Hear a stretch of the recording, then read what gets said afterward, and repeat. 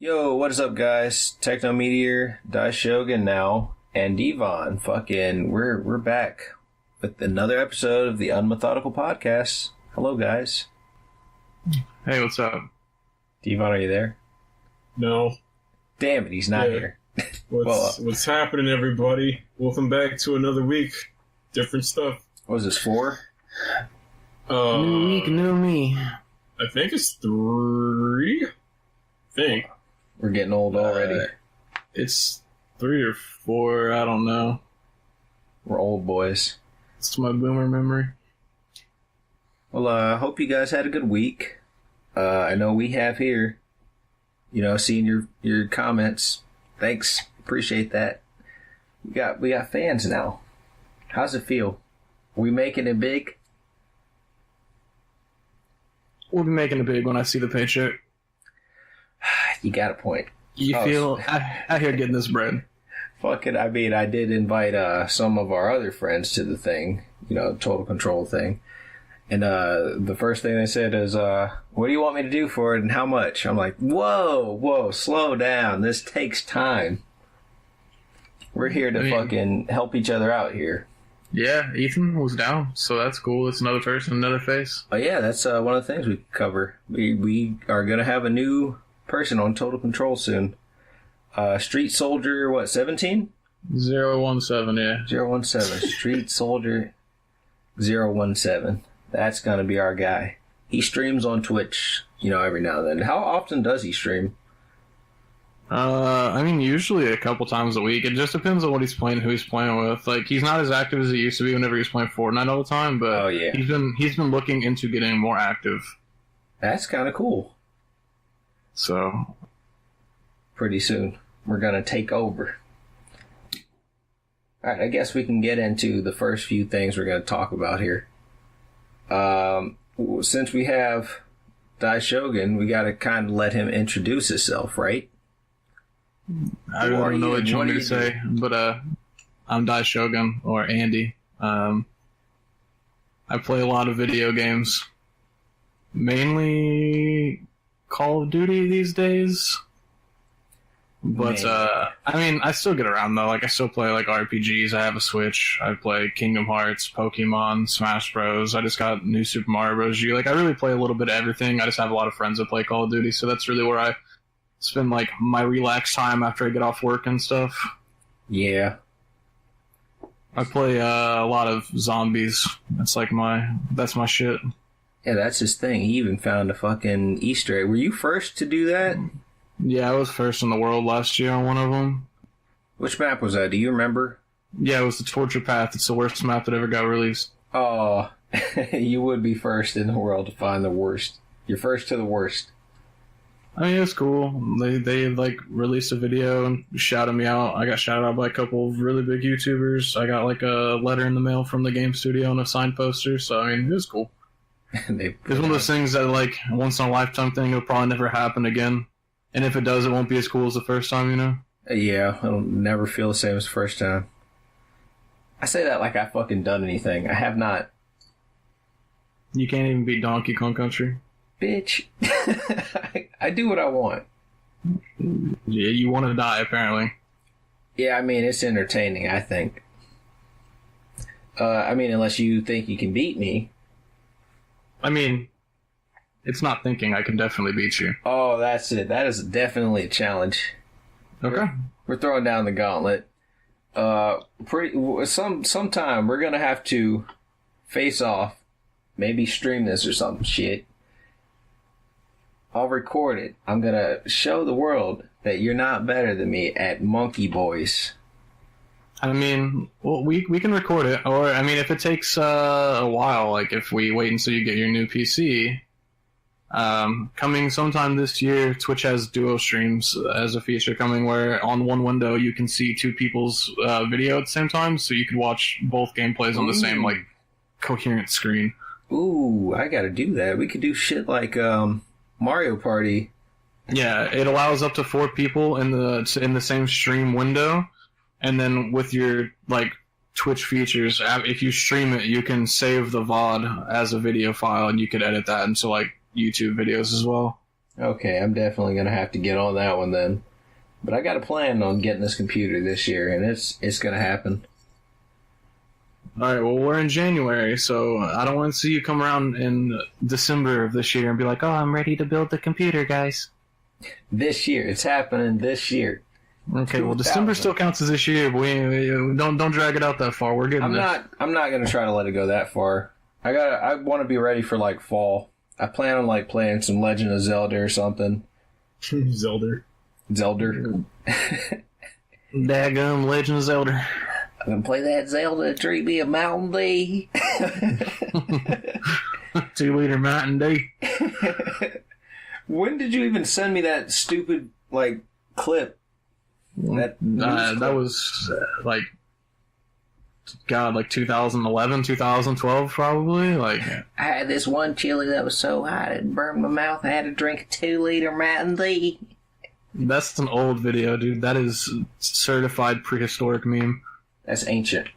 If you remember that, you qualify for a veteran's discount. Can I get this Butterfinger for like a quarter? Yeah. Dvon, man, you're awfully quiet over there. You okay? Yeah, I mean, I'm just listening because... You're just absorbing it, huh? Yeah. It's the first time on the podcast Devon's not been the only other person, so... Yeah, true. I mean, and it's also the first time I think I've heard your voice, like, in real time. Every time it's been me listening to Technometeor and... Probably, yeah. Playing, like, Earthbound, was it? I think it was. Yeah, Earthbound. Like, it's really weird because we have the same friend group, but I don't even know that I've ever actually met you face to face. I don't think I have, because I was gone by the time you were there. I'm pretty sure.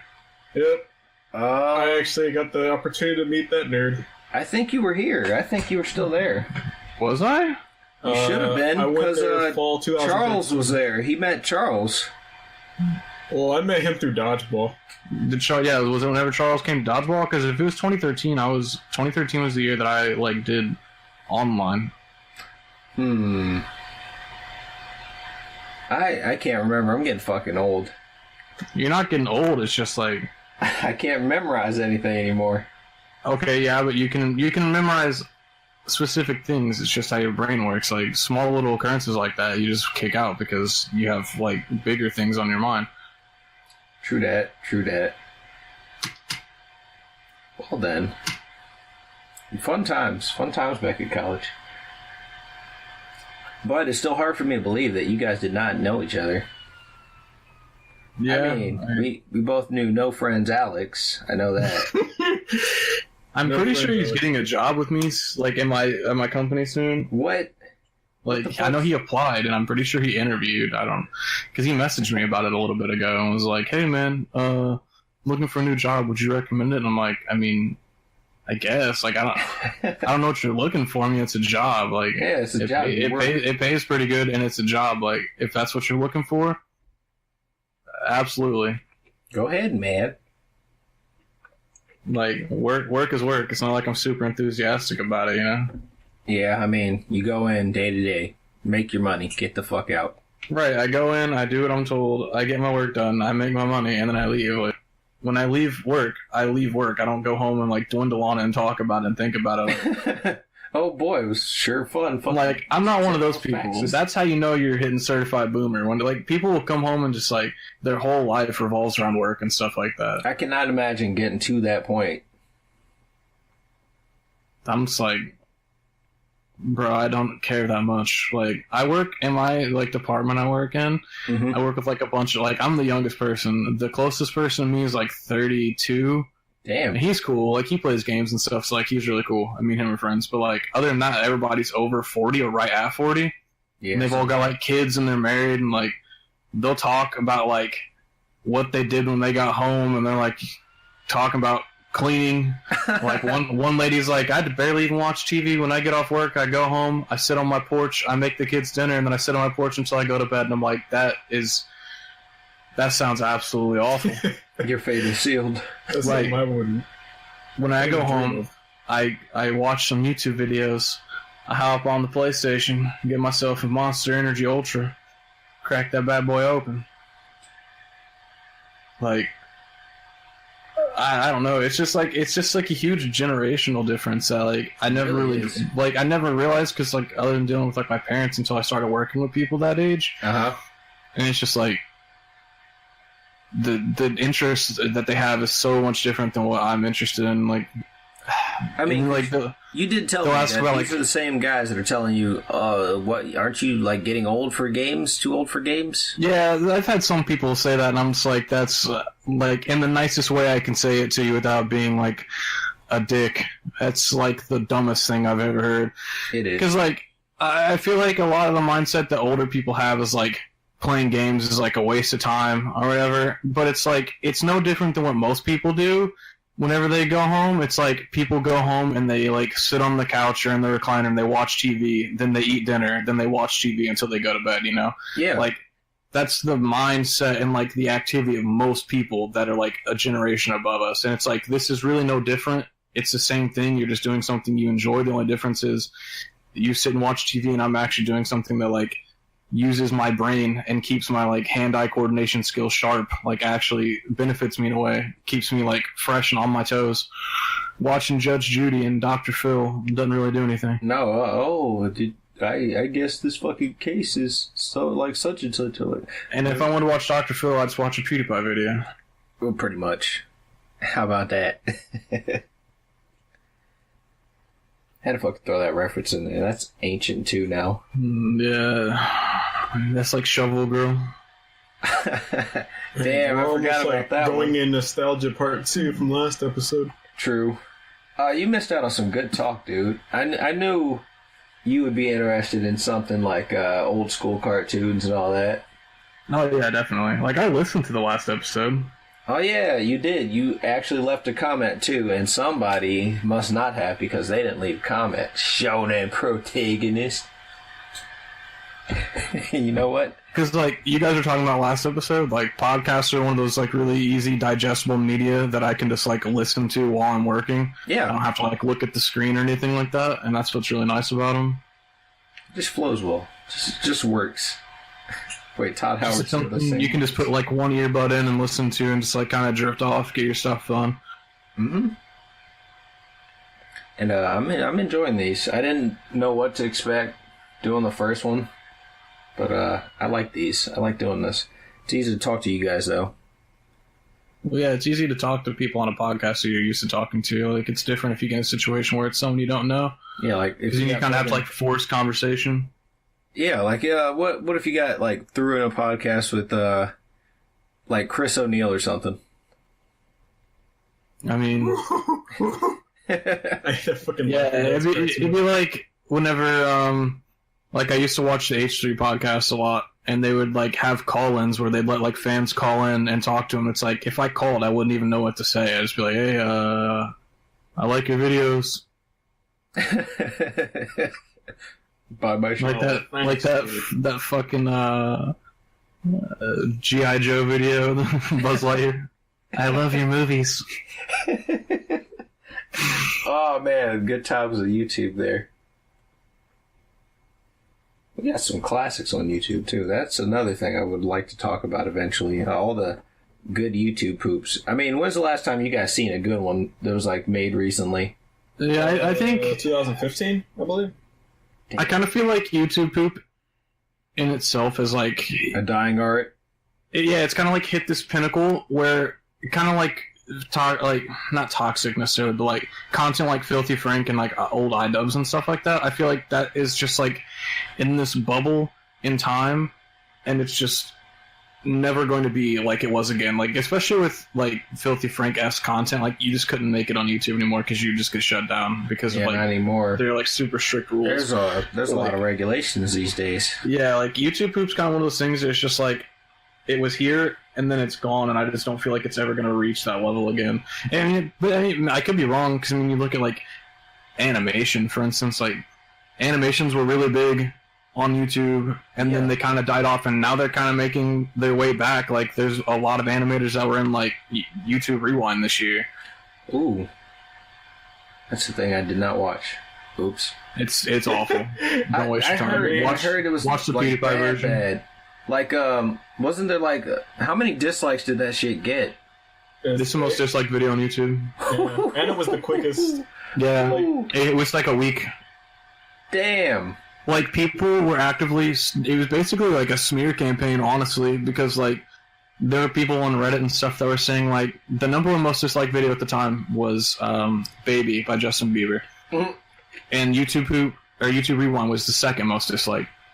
And people were, like, posting on Reddit and stuff that they were like, we should go remove our dislike from Baby to lower its count and then add them to YouTube Rewind to boost it. So they were, like, actively going on a boosting campaign to boost it to the most. That's a fucking witch hunt right there. But I mean, like, it's to speak a point.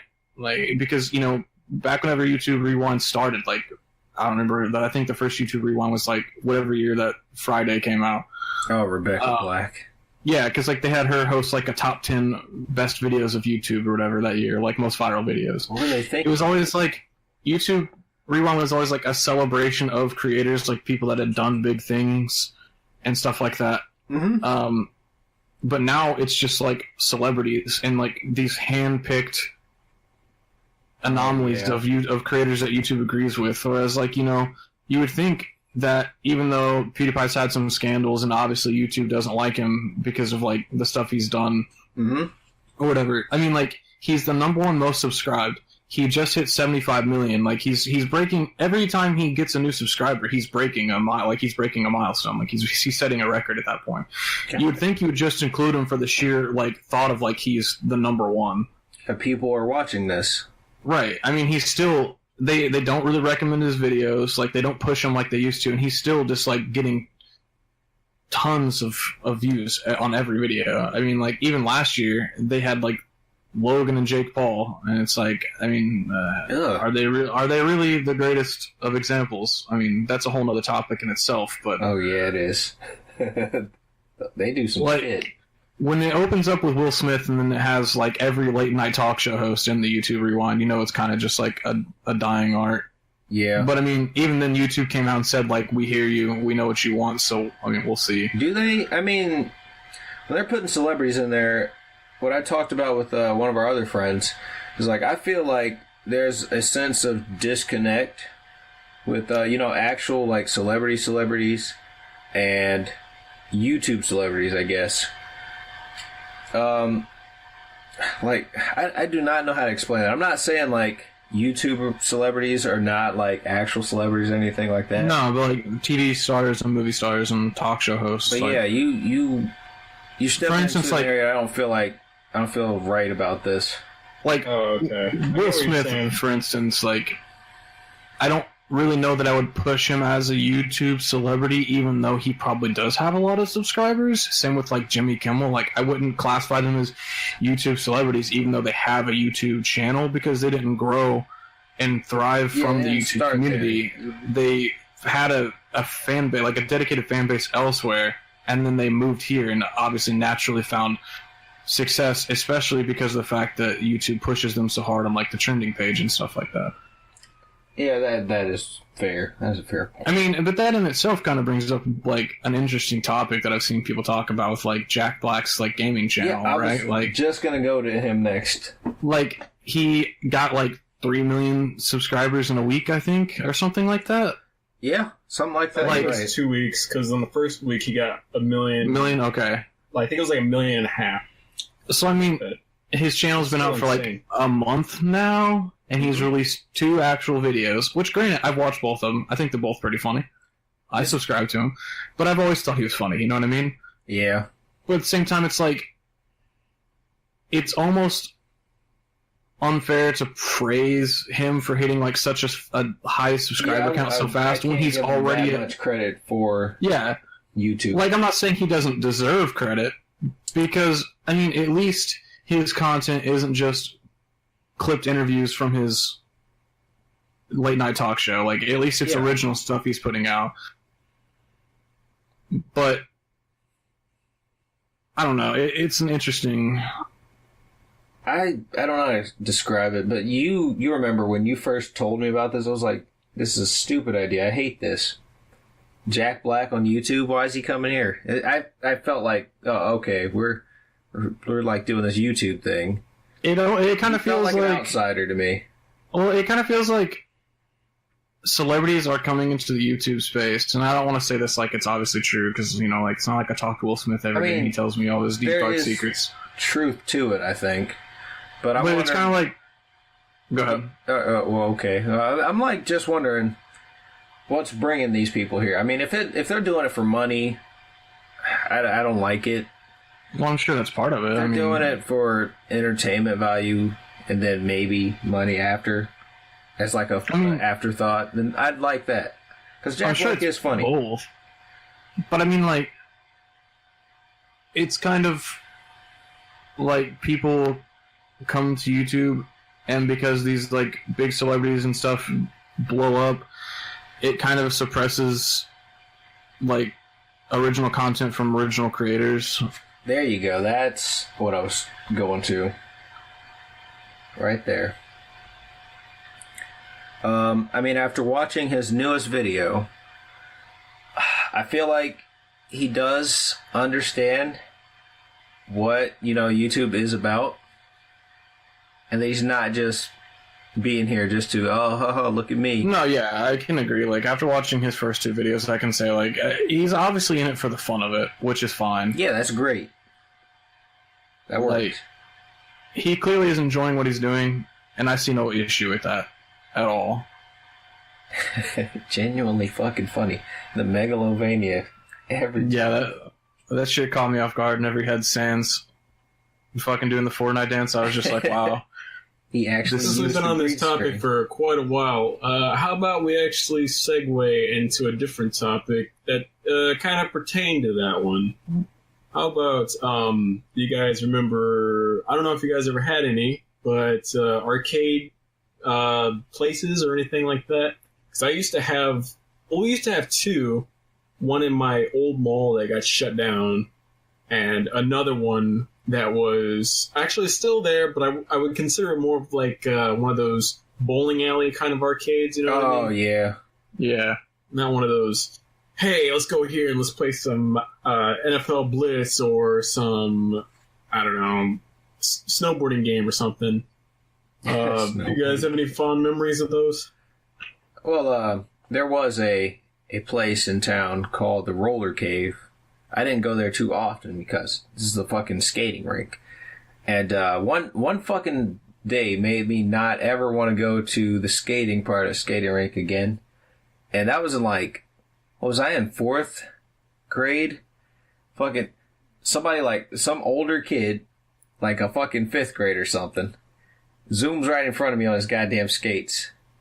I go into the air like a goddamn cartoon, legs just straight out in front of me, land flat on my fucking back. I am winded. I could barely crawl off that fucking floor. I'm wheezing. Somebody's asking if I'm alright. I'm like,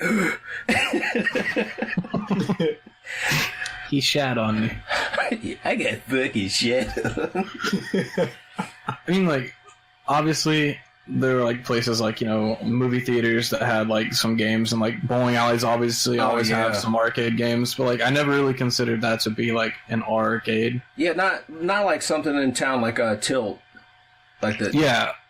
Like, 'cause I know you have Tilt in Indy. Yep. And it used to be, like, way better whenever Sega owned it.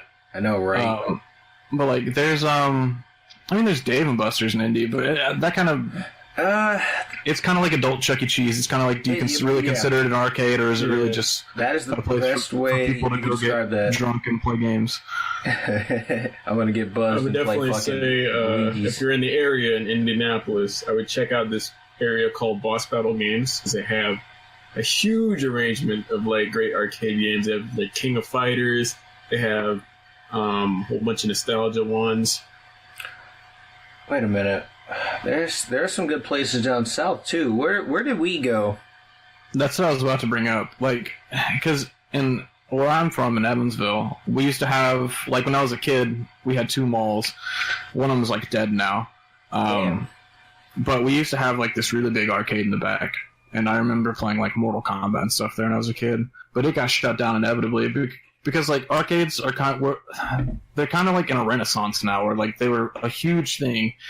But then, I guess with, like, home consoles and things coming, they kind of just died out because nobody wanted to go pay to play the game whenever you could just play it at home. Yeah. And then, that's unfortunate. Yeah, and then like we had this one called 2-Bit Bandit across the street from a movie theater, and like that movie theater fueled it because the movie theater had like a couple things like Time Crisis, you know, just like really easy games to just like play really quickly when you're waiting for a movie or something, like basketball and stuff like that, crane machines. But like they would always catch the traffic from the movie theater. But they actually just announced recently that they were closing down, and a lot of people used to go there because they had like an In the Groove machine, and they had it like unlocked so you could load your own songs and charts onto like a USB. They had Marvel vs. Capcom 2, Street Fighter 2. That one? I think me and you went there. Yeah, that one's it's going away. It's closed. It's down now. Oof. But that is kind of interesting because now we're kind of seeing this renaissance of like older people from that generation reopening arcades as like bars. Oh yeah, with like, arcade machines. Tappers. And that's really cool. Like there's Tappers in Indy. There's one in Evansville called High Score where it's just like free to play as many games as you want, and you can just like chill with your friends and like drink beer, or you don't have to drink if you don't want to. Yeah, but, like it's really cool to see that come back from like the same people that grew up in that environment. Now they get to do it again. Man, yeah, that's a very nice thing to have around. One thing I do like about arcades is that usually they have like a friendly environment where people just say if you're wanting to play, I don't know, like a racing game or a fighting game. What they used to do when I was younger is they used to have a rule where you like put a quarter right next to the machine, so it was like your spot in line. Yep. But they don't do that anymore. But when I used to do that, we used to play this racing game. I always forget the name of it. I think it's called like Cruisin' USA or something. Cruisin' USA, yeah, the Nintendo machine. Yeah. I would always play that game with like these the same 5 people. And every time it was so much fun playing it. And then eventually that one got shut down. Oh man. And so the one that I was talking about in Boss Battles, which is in Indianapolis, like I said before, if you did want to check it out, it's like I think it's like $10 and you can play on any machine the whole day, which is I think is an absolute great value. And they have this F-Zero GX machine there. It's so fun. It's like it's a game where the seat will actually move with you. It's almost It's almost like I want to say you're in an actual car, but I don't think that's right. Like it actually tilts and I understand. It's kind of like those Initial D machines. Like it's like almost like a I don't want to say like 4D, but almost like a 4D experience where like the machine rotates with you to give you like the like immersion that you're actually in the game. You're like the moving theater instead of like in obviously on like obviously on like a primitive level, but it's kind of like those like really janky like 3D or 4D roller coaster rides that they always have like set up in malls that are just like really expensive. You know that they're crap, but everybody buys them anyways. They just wanted to know it. I don't know if you've ever seen this arcade game where it was almost like you're on a paraglider. It was like one of those machines where you're sitting on it and you're trying to fly with it, but it's almost like you're on a bicycle or something. This one dude went on there and he was going so fast with it that he broke it, and the mall security guard, he was like, it's not my job, I'm not going to fix it. So, not only that, he gave him a refund along with it. So I was like, that's a good guy right there. Lucky. Yeah, we actually have 2 places that opened up recently that, since you mentioned like the pay to play, where it's like you pay like $5 for an hour, or you can pay $10 to play all day, and it's like I don't remember what they call it. It's like they call it like an arcade buffet, I guess, where like you can just pay one set amount and you can play whatever you want, and they've got some pretty cool stuff. I mean, arcades are like a cool thing that I wish would come back. I do too. Yeah, like, hopefully they're on the rise. Was that the place that had a laser tag that we went to?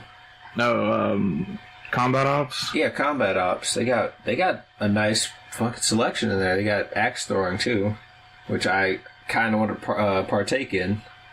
See, the thing that sucks about arcades like that, in my opinion, is like it's kind of like the Dave & Buster's thing, but on a lesser scale, where it's like 90% of the games they have are like claw machines or like those really like just total ripoffs like Stacker, where it's just totally stacked against you. It's not made to just pay to play the game. It's made to like get an incentive out of it. Like they want you to keep dumping money in it to get the prize or whatever, instead of just having like fighting games and racing games and stuff like that. So they got Activision machines in there. I mean, Activision. You know, everybody gives Activision a lot of flack, but I really don't think they're the worst publisher. No, I've seen worse. I've seen way worse. I would really say that EA is a lot worse than they are. EA. Like, yeah, I like definitely they're bad. Like, I'm not gonna say like Activision's not bad, because they are. I mean, I understand to a degree, because it's like their business; they have to make money. Yeah. It's like whenever people like, you know, a lot of people like shit on, for instance, we'll just say Call of Duty, because it's like always culturally relevant. But like people will shit on it because of like microtransactions, but it's just like it's kind of just part of it. Like they have to make money somehow, and I mean, the cost of making video games, especially AAA games, is always getting bigger. So if they're not making money off that set $60 price tag, like they're not making the full. They're not going to make back everything that they made, plus and then some. You know, so they have to come up with a way to make money on top of your original $60 purchase without increasing the price of the base game to $70, $80, because people are going to throw a fit if games. I mean, you guys are old enough. Like, do you remember whenever games were like $40? Yeah, I do. And then for a short while, yeah. And then they jumped up to like $50, $60, and people were like pissed about it. Because, you know, you feel like you're getting ripped off, but I just don't think a lot of people understand, like, the cost of making games isn't cheap. No, it's not. There's a team involved in this. Right, like, there's multiple teams, there's multiple studios, they have to, like, license music and license all this, like, anything that's in the game, they have to pay for copyrights, and copyrights aren't cheap if you ever looked at copyrights. Something gets expensive. So, like, it's the best way for them to make up some of the extra money that they spent without outright charging you $90 for a base game, because they know that if they throw out a $90 price tag for a game that was $60, they're gonna just like reap shit for it. Like they're really in a losing business, honestly, because no matter what they do, people are gonna be shitty at them. Just be fucking pissed. I mean, but there are game studios, game companies that I've seen do well with their game, like Insomniac and Spider-Man. That game, they could have easily made like every suit. Oh, you got to fucking pay to get this. But they did it in such a way that we're only buying DLC, the game and DLC. Yeah, but see, I think in that situation, it's like, if they had released suits as a like microtransaction, people would have just complained like, "Why isn't it just in the game for me to earn?" Yeah. I mean, they profited though. They just made a good game. That's what they did.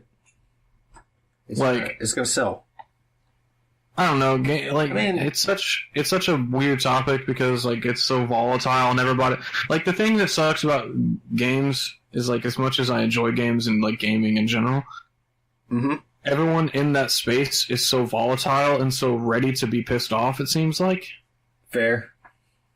That you can't have a civil conversation or an understanding conversation with anyone, because everyone's just going to, like, if you agree with a higher price tag, or you, like, say, like, I don't think microtransactions are necessarily that bad if they're done correctly. Like, yeah, like, some microtransactions are garbage and they should be thrown out. Like, Metal Gear Survive has a $10 save slot you can buy. That's absolute. That's bullshit. That is the worst. Yeah, that's just exploiting people for their money. Like, there's no way you can defend it. It's exploiting people for money. But if it's like you have the option to buy cosmetic items, I personally don't see the issue with that, because if you want the cosmetic item, you buy it, and if you don't want the cosmetic item, don't buy it. It's that simple. But if you try and argue that with people, you just, you're just a shill. Like, you're just a corporate shill. Like that. It's, I don't know how to explain it. It's kind of a lose-lose thing. I mean, right, yeah. We understand that this business practice needs to happen. I mean, going further into the future. Like, Fortnite. I'm going to reference Fortnite, of all things. Purely cosmetic. They made this game free. They made their money back. I mean, yeah, like 1,000-fold, hundreds of thousand-fold. I mean, I don't know. I have a standpoint on the Fortnite cosmetic system that like most people or some people might not necessarily agree with. What might that be? Like, I kind of feel like, in a way, it's a tad bit. I mean, I don't know, because it's not really the system itself. Like, the system is fine. I think they charge way too much for skins, personally. Like, I think charging $20 for a skin is ridiculous. I mean, yeah, that is the price of, like, a DLC and some, maybe. Yeah, but I mean, a lot of people, I feel like, have this mindset with free games that is easy to exploit, I guess. Where their like thought process is, well, the game's free, so I don't mind putting some money into it, which is fine. Like, I don't see an issue with that. But when you buy 3 skins, $20 each, and you've already dipped $60 into the game, at that point, it's kind of just like, why not just charge me $60 for the game? I see. Yeah, we were right all along. It's a lose-lose thing. Because some people have put like thousands of dollars into Fortnite cosmetics, which again, it's completely their own choice. Like, it's not like they were held at gunpoint. I mean, maybe they're hoping to sell them one day. One day. Yeah, I don't think any practice, in my opinion, was worse than what Evolve did. I don't know if you guys have ever played the game or not. Was it like whenever they charged for for the monsters and stuff like that? They had a base character price, which I don't remember how much it was. I think it was like $5 for the monster itself. And I think there was like 20 different monsters. And then there was a map. If they made the map, then that was like an additional like $2, and there's like game modes, so that was like $7.50. And then you had, if you wanted to like get a different gun that you didn't already own, like say if it was like if it was a green one, if it was a green colored one, then that was about, I think it was like $1.75. If you wanted a blue one, that's $1.75. And it just kept going on and on and on. And so I think in total, the amount of money that you could dump into it to get everything is roughly around 1,000 something. Ooh, that's ridiculous. So and that was just for the guns alone. That wasn't for like the maps or the characters. Build your own fucking game, kids. Like, that reminds me of another game I saw. What's it called? A Train Simulator on Steam, 2016. Oh yeah, it's got 230 DLC packs, and on sale, with a 40% discount, the total cost for all the DLC was $3,061. I'm gonna give that one a big old kiss my ass. See, because I think the best like DLC model is to stimulate people that don't want to buy the DLC or don't want to pay for extra with free content, but also put out paid content. Because if you are going to put out free content for players that don't have to buy anything, I feel like that incentivizes people to see that like you actually give a shit about them. Yeah. And so they'll be more inclined to buy if they choose to. I'm not saying like use it as, you know, like an exploit where you're like, oh well, if I give them stuff, they'll buy stuff. But like it's good to give people the option to buy stuff if they want to buy it, but also give people free things as well. That way they're getting their money's worth. Yeah. Yeah, you're right. We should just call this episode like the good old days of gaming. Yeah, whenever you buy a cartridge and blow it. I mean, there's so many ups and downs. Like, I see a lot of people talk about like the old days. Like, you remember whenever you used to buy a cartridge and you just popped it in and it worked? And I'm like, yeah, those are great. But at the same time, it's like, what if you bought a cartridge and there was a game-breaking bug on the cartridge? Like, you couldn't get it patched out. You pretty much just spent $40 on a cartridge that was like broke.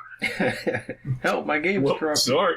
Like, for instance, I actually watched it was either during Awesome Games Done Quick or it was a Did You Know Gaming episode recently, where they were talking about, like, whenever Sonic Adventure 2 released on the Dreamcast, like, 40% of the discs had a game-breaking glitch where you couldn't beat the final boss of the game. So, like, 40% of people kind of just got fucked out of their money because you couldn't finish the game. And it's like, in modern day, that would have just been patched out. Yeah, you're right. Like, what would Sonic 06 look like if it was made like today? Well, I mean, Sonic 06 could have been patched. There's no excuse for that. It was on the 360. So what the fuck were they doing? It was just a bad project altogether. Like, it was a game that was extremely rushed. They didn't have any time to finish it. I'm surprised they got as much as they did done, honestly. I heard that same thing had happened to Fallout 76, but was it? I think Fallout 76 is a different case. I think with Fallout, it's like they had I think Fallout 76 is a project that could have been good, but the issue is I think Bethesda's too, I don't want to say ignorant, but in the same case kind of ignorant to the fact that like they've been using the same game engine for like 20 years. Okay. And even if you tack stuff onto a game engine and improve it, quote unquote, whatever, you're still using 20-year-old technology. So like when Fallout 76 launches and it still has the same like day one bugs that Oblivion had and Skyrim had, like there's obviously like an issue. And so I kind of look at like, I know that making a game engine costs a lot of money and shit like that, but like when you've got companies that make new game engines like all the time, like NetherRealm Studios constantly makes or upgrades their engine and like it does a good job with that. DICE does it with the I can't think of the engine that Battlefield runs on for the life of me right now. Do you know what I'm talking about, Dvon? The one that Battlefield runs on. Frostbite. Frostbite, yeah. I knew it. My first guess was to say it has something to do with ice. But... Yeah, like, you've got Frostbite, you've got the NetherRealm engine, you've got, like, Unreal Engine. Unity. Unity, yeah, like, I mean, the Call of Duty engine's kind of in the same... It's not in as bad of a situation as Fallout 76, but it's still pretty bad because it's still really old. Like, there comes a time where you kind of have to just, like, look at it, and you're kind of like, oh, okay, maybe we should throw out what was old. It did what we needed while we had it, but it's time to make something new. Like, it's going to cost a lot, but in the end, it's going to benefit the customer. It's going to benefit us because it's easier to make games for. Games are going to look and run better. How you going to fucking take a dinosaur-ass game engine into the future? Dinosaurs died out. Well, I mean, and that's kind of like with Fallout 76, it kind of speaks negatively towards the future because they've already said that like Stargate or Starfield, I think it's called, I don't remember exactly, and Elder Scrolls 6 run on that same engine. Oh, you killed your game already, man. If this has like huge problems now, what's gonna happen when Elder Scrolls launches? They're gonna get booed. We'll see. Wow, we already went through, let's see, we went through 43 minutes. There's 2 minutes left in this so-called timer that I have running in the background. I feel like let's just call it and wrap it up. Damn it.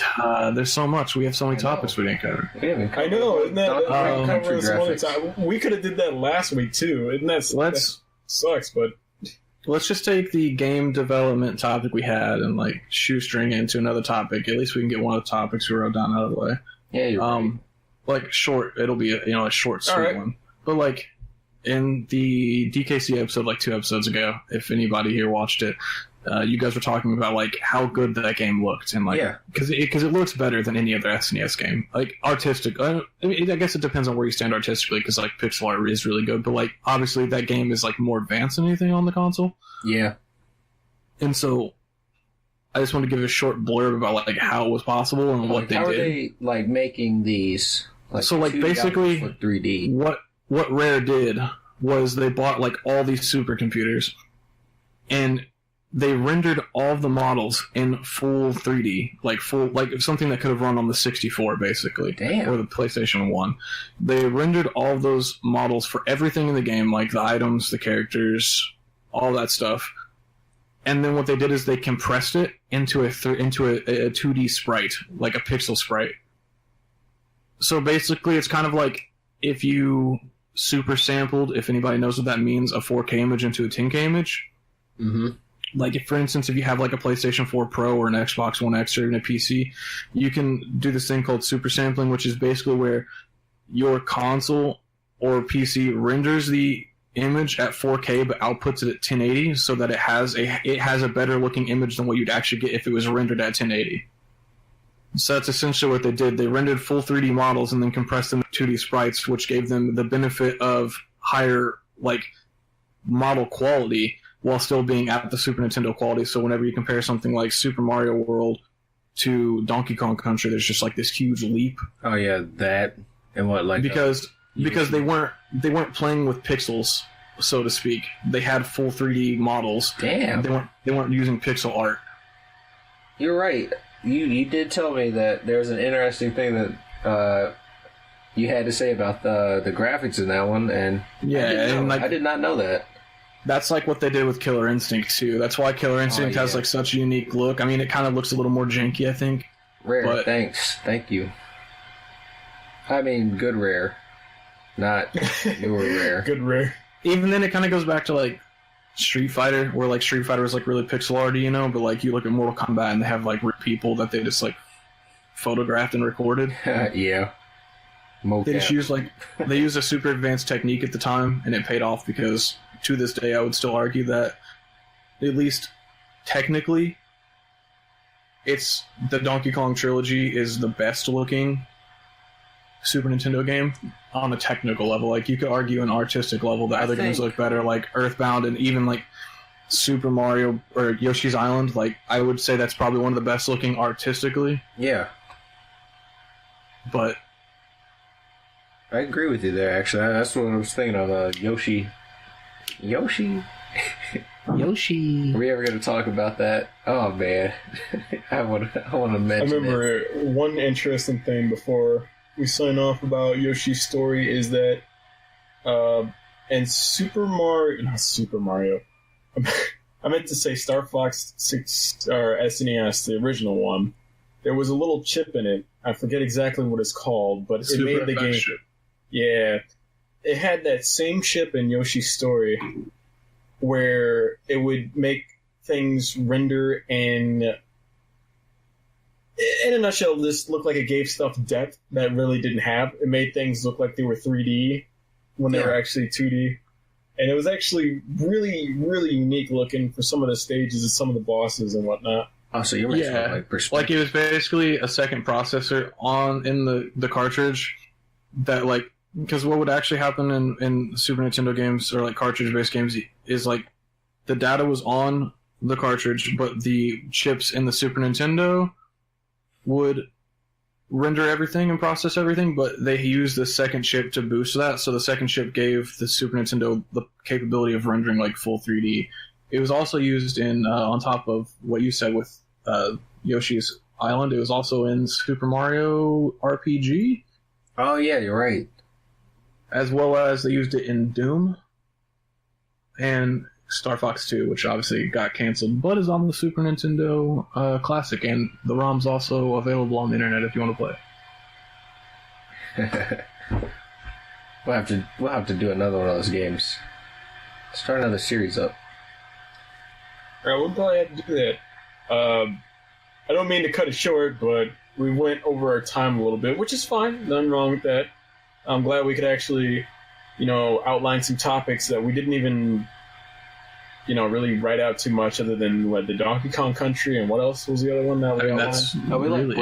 We didn't even cover any of the other stuff that I got written down over here. Yeah, we can save that for next time though, like especially the Kingdom Hearts topic because it'll be more relevant here in about 2 weeks. Yeah. I'm stoked. Sure will. I'm fucking stoked. Alright, anything you guys want to end off on? Not in particular. I just want to say money under Mount Run. Bootleg fireworks. Just for that, I'm going to come over there and shit on you. Alright, nothing special that I can think of this week personally for me on the channel. I might try to stream on it, not sure. We'll have to see about that. Ooh. I'm sure another announcement video will probably come out pretty soon, relatively. More Donkey Kong Country coming soon. And I guess that's it for now.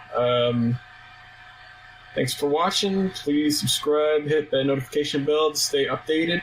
I'm Dvon. DaiShogun. And your boy Techno. And we'll see you next time. Later. See ya.